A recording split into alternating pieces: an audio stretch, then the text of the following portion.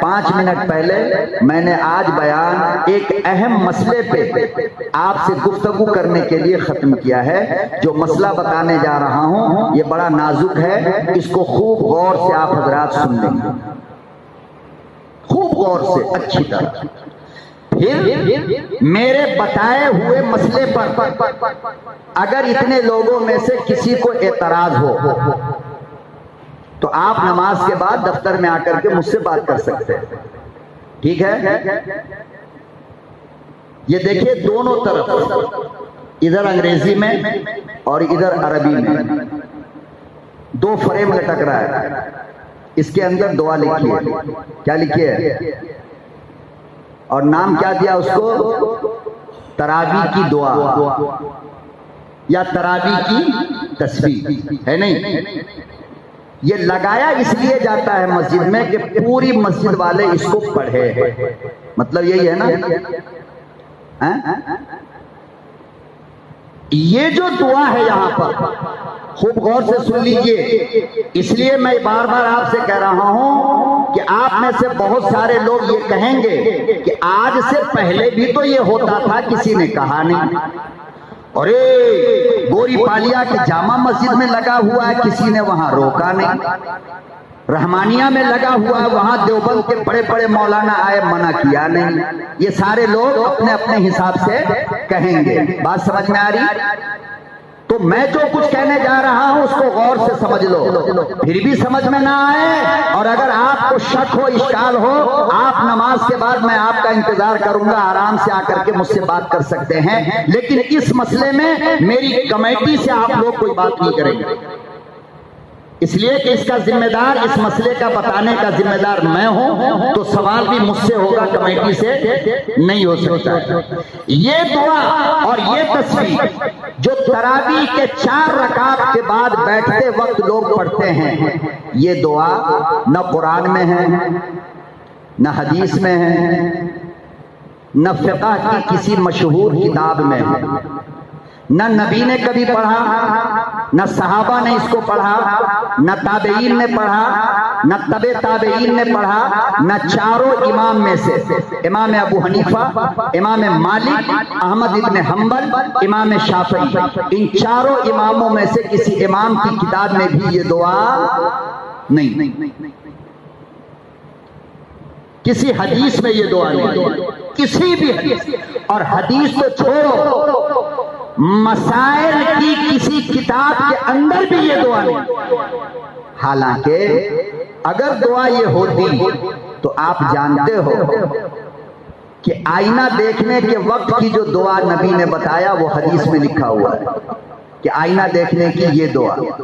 ٹوپی پہننے کے لیے نبی نے جو دعا پڑھی وہ حدیث میں موجود ہے کہ ٹوپی پہننے کی یہ دعا. نیا کپڑا پہننے کی دعا نبی نے سکھایا تو وہ حدیث میں موجود ہے, میں دکھا سکتا ہوں, آپ آؤ. جوتا پہننے کی دعا نبی نے سکھایا تو وہ حدیث میں موجود ہے. کھانا کھانے سے پہلے کی دعا نبی نے سکھایا تو وہ حدیث میں موجود ہے. کھانا کھانے کے بعد کی دعا نبی نے سکھایا تو وہ حدیث میں موجود ہے. ارے کھانا کے بیچ میں اگر بسم اللہ بھول گیا ہو تو بسم اللہ والا برکت اللہ پڑھنا یہ حدیث میں موجود ہے. سونے سے پہلے کی دعا حدیث میں, اٹھنے کے بعد کی دعا حدیث میں, سفر میں جانے کی دعا حدیث میں, گھر میں آنے کی دعا حدیث میں, بچے کو دیکھنے کی دعا حدیث میں, چاند کو دیکھنے کی دعا حدیث میں. جتنی دعا نبی نے پڑھی امت کو بتایا وہ سب کہاں ہے؟ اگر یہ دعا سنت ہوتی 4 رکعت تراویح کے بعد تو حدیث میں ہوتی یا نہیں ہوتی, مجھے آپ بتاؤ. لیکن پوری دنیا کے علماء, پوری دنیا کے مفتی اور پوری دنیا کے عالم کہیں بھی حدیث میں, ان کی موت تو آ سکتی ہے ڈھونڈتے ڈھونڈتے, مگر یہ دعا حدیث میں وہ نہیں دکھا سکتے. تو پھر آپ اس کو سنت کیسے کہتے ہو؟ سنت تو وہ ہے جو میرے نبی سے ثابت ہو, جو میرے نبی نے کیا وہی سنت ہے نا بھائی, یا اس کے علاوہ سنت ہے؟ تو جب یہ دعا حدیث میں نہیں, نبی نے پڑھا نہیں, صحابہ سے ثابت نہیں, 1 لاکھ 24,000 صحابہ میں سے کسی ایک صحابی نے بھی اگر یہ دعا پڑھی ہو تو آپ مجھے آ کر کے بتائیں. کسی بھی حدیث میں نہیں، کتاب میں نہیں. اور دوسری بات کہ 4 رکعت پڑھنے کے بعد جو بیٹھا جاتا ہے، پہلے آپ اس کو سمجھو کہ یہ بیٹھتے کیوں ہیں. بیٹھنے کی وجہ کیا ہے؟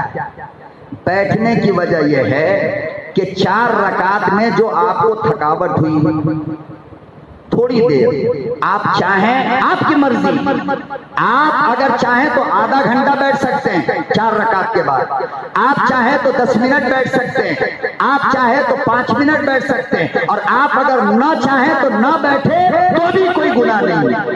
4 رکعت کے بعد بیٹھنا بھی کوئی ضروری، بولو بھائی، ضروری نہیں. لیکن اگر تھوڑی دیر بیٹھا جاتا ہے تو اس کے بارے میں مسئلہ یہ ہے کہ ہر بندہ جو چاہے پڑھے، جو چاہے. کوئی چاہے اللہ اللہ کرنے دو، کوئی استغفار پڑھے پڑھنے دو، کوئی درود شریف پڑھے پڑھنے دو. حضرت مولانا مفتی رشید احمد گنگوہی رحمت اللہ علیہ ہر 4 رکعت کے بعد پڑھا کرتے تھے سبحان اللہ و بحمدہ سبحان اللہ العظیم. مولانا اشرف علی تھانوی رحمت اللہ علیہ پڑھا کرتے تھے اللہم صلی علی محمد، نبی کریم صلی اللہ علیہ وسلم پہ درود. تو 4 رکعت کے بعد ہر بندے کی اپنی مرضی ہے، وہ جو چاہے، بولو بھائی، وہ جو چاہے پڑھے. ہم یہ نہیں کہہ سکتے یہ دعا تراویح کی، یہ دعا تراویح کی، یہ نہیں کہہ. کیوں؟ اس لیے کہ یہ تراویح کی دعا ہے ہی نہیں. ہاں البتہ فتاوی شام میں علماء جانتے ہیں، رد المختار کے اندر یہ روایت موجود ہے کہ بعد بزرگ لوگ یہ تسبیح 4 رکعت کے بعد پڑھا کرتے تھے. بعد بزرگ، الفاظ پہ غور کرو. فتاوی شام میں اور رد المختار کے اندر یہ نہیں ہے کہ نبی سے یہ دعا ثابت ہے، بلکہ بعض بزرگ اس کو پڑھا کرتے. اب بزرگ کو پڑھتے ہوئے کسی نے سن لیا ہوگا، اس نے اتنا پھیلایا اتنا پھیلایا اتنا پھیلایا اتنا پھیلایا کہ ہر مسجد میں بورڈ لگا دیا گیا کہ تراویح کی دعا یہی ہے. اب بتاؤ یہ غلط ہے یا صحیح ہے؟ بھائی ہم کسی بزرگ کے ادب کرنے والے ہیں، ان کا احترام کرنے والے ہیں، مگر بزرگ کے عمل کو ہم سنت نہیں بتا سکتے. سنت کیا ہے؟ جو صحابہ نے کیا ہو اور نبی نے دیکھا ہو خاموش رہ گئے ہو، وہ سنت ہے. نبی نے کیا ہو وہ سنت ہے، یا نبی نے کہا ہو وہ سنت ہے. یہ سنت نہیں ہو سکتی. ہم یہ نہیں کہہ سکتے کہ درود شریف مولانا اشرف علی تھانوی نے 4 رکعت کے بعد پڑھا، لہذا تراویح میں 4 رکعت کے بعد درود پڑھو. یہ کہیں گے نہیں. ہر آدمی کی اپنی مرضی ہے. یہ علماء کی ذمہ داری ہے. جس مسجد کے اندر یہ کام ہو رہا ہے علماء کو منع کرنی چاہیے، روکنی چاہیے. لیکن وہ منع بھی نہیں کرتے، روکتے بھی نہیں. کیوں؟ بات پھر وہی آتی ہے کہ کہیں نماز کے بعد نوکری سے ہٹا نہ دیا جائے. اس لیے کہ بہت زمانے سے یہ چلا آ رہا ہے. بھائی کسی نے نہیں منع کیا ہے، کسی نے نہیں روکا ہے. مولانا صاحب تمہارا یہ خیال اور تمہارا یہ لحاظ کل قیامت کے دن میرے پروردگار کا ہاتھ ہوگا، تمہارا گریبان ہوگا، اور پیغمبر کے سامنے اللہ کہیں گے کہ محمد آپ کے دین کے اندر بگاڑ پیدا ہوتا رہا، یہ مولوی خاموش تھا. اسی لیے میں غلط دیکھتا ہوں تو اپنی زبان کھولتا ہوں تاکہ اللہ کے حبیب کا ہاتھ میرے گریبان تک قیامت میں نہ پہنچے. ایک ایسا عمل جو سنت نہ ہو اور آپ کہیں کہ وہ سنت ہے، پوری دنیا کا مسلمان مل کر اگر وہ کام کرے تو میرے نبی کی وہ سنت، ارے بولو، نبی کی وہ سنت نہیں ہو سکتی. دوسری بات، ہر مسجد کے اندر یہ رواج بنا ہوا ہے. ہر مسجد آپ شہر کے بڑے بڑے مسجد کا حوالہ دے دو گے مجھے، میں جانتا ہوں فلاں مفتی صاحب کی مسجد میں بھی تو ہوتا ہے مولانا، فلاں مفتی صاحب کی مسجد میں مفتی کا غلام نہیں ہوں، یاد رکھنا، میں مصطفیٰ کا غلام ہوں۔ کس کا؟ میں صحابہ کا غلام ہوں، میں امام ابو حنیفہ کا غلام ہوں۔ موجودہ زمانے کے کسی مفتی کی میں نہیں مانتا، موجودہ زمانے کے کسی مفتی کی نقل میں نہیں کرتا۔ جو علم اللہ نے مجھے دیا ہے میں اس کی روشنی میں اصلاح کرتا ہوں، دل چاہے تو مانو، نہ چاہے تو تمہاری مرضی۔ میرا کام کیا ہے؟ غلط دیکھا میں نے کہا میرا کام ہو گیا۔ دوسری سب سے بڑی غلطی یہ ہے 4 رکعت جہاں پوری ہوئی بس پوری مسجد زور سے سبحان ذی الملک والملکوت سبحان ذی العزت والعظمت، اب پوری مسجد پڑھ رہی ہے۔ ارے اللہ کے بندے، آواز سے کوئی عبادت ہے ہی نہیں 4 رکعت کے بعد، یہ کیا تماشا بنا رکھا ہے؟ یہ کیا ہے؟ جو کچھ پڑھنا ہے 4 رکعت کے بعد آہستہ پڑھو، بازو والے کو بھی خبر نہ ہو کیا پڑھ رہا ہے۔ بات سمجھ میں آئی؟ تو ایک تو یہ کہ یہ دعا تراویح کی نہیں ہے، سنت تو چھوڑو یار، یہ تو مستحب بھی نہیں ہے۔ کسی بزرگ نے پڑھا، اب اس کو دیکھ کر دنیا اس کی نقل کرنے لگی اور آہستہ آہستہ نتیجہ یہ ہوا کہ لوگ اس کو سنت سمجھ لیے۔ اب پوری مسجد والے کوشش کرتے ہیں کہ یہی دعا پڑھیں، تو بتاؤ یہ غلط ہے یا صحیح ہے؟ اس لیے میرے محترم بزرگ اور دوستو، آپ کے علاقے کی مسجدوں کے اندر بھی اگر ایسا کچھ ہے، آپ اپنی اپنی مسجد میں جا کر کے برجستہ کہو کہ مولانا یہ حدیث میں نہیں ہے، مولانا یہ صحابہ کا عمل نہیں ہے، اس کو فوراً ہٹائیے، ہم اس کو نہیں مانتے۔ آپ کی مرضی، آپ چاہو یہ تسبیح بھی پڑھ لو، آپ چاہو استغفار پڑھ لو، آپ چاہو کلمہ پڑھ لو، کچھ بھی حدیث میں ہے تو آپ کہنا کہ ذرا وہ حدیث دکھائیے ہمیں کہاں پہ لکھا ہے۔ انشاءاللہ کفن تو پہن لے گا مولانا مگر یہ حدیث میں نہیں دکھا سکتا، آپ کو یاد رکھنا یہ بات۔ سمجھ میں آئی بات؟ چونکہ یہ مرکز ہے سبحانیہ، کیا ہے؟ سبحانیہ مرکز ہے، علاقے کی مرکزیت اس کو حاصل ہے، اس لیے یہاں کے امام کو، یہاں کے خطیب کو محمد عربی کا غلام بن کر کے بدعت کا رد اور سنت کا اعلان کرنا پڑے گا۔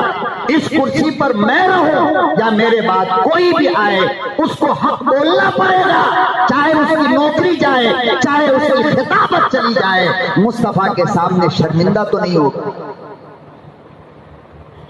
ایسے کئی مسائل ہیں۔ الحمدللہ میں نے اپنی مسجد کی کمیٹی سے کہا، بعض چیزیں کمیٹی مانتی ہے مولانا کریں گے، بالکل صحیح آپ نے کہا۔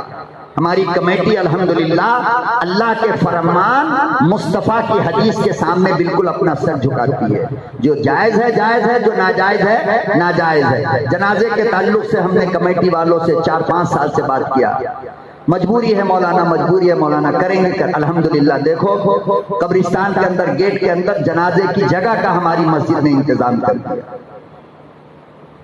تو ماننا یہ امت کی پہچان ہے، یہ کہنا کہ نہیں پرانے زمانے سے مولانا یہ چلا آ رہا ہے، باپ دادا کے زمانے سے چلا آ رہا ہے، آپ سے پہلے بہت سارے۔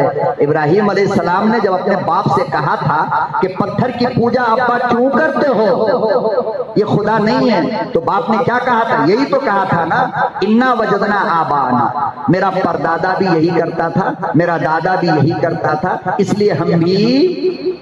ابراہیم نے کیا کہا؟ آپ بھی غلط، آپ کا دادا بھی غلط، آپ کا پردادا بھی غلط۔ تو دلیل میں یہ بات نہیں چلے گی کہ جب سے سبحانیہ بنی تب سے یہ دعا لٹک رہا، نہ یہ میں نہیں مانتا۔ مجھے یہ بتاؤ کہ یہ حدیث میں ہے کیا، صحابہ سے ثابت ہے کیا؟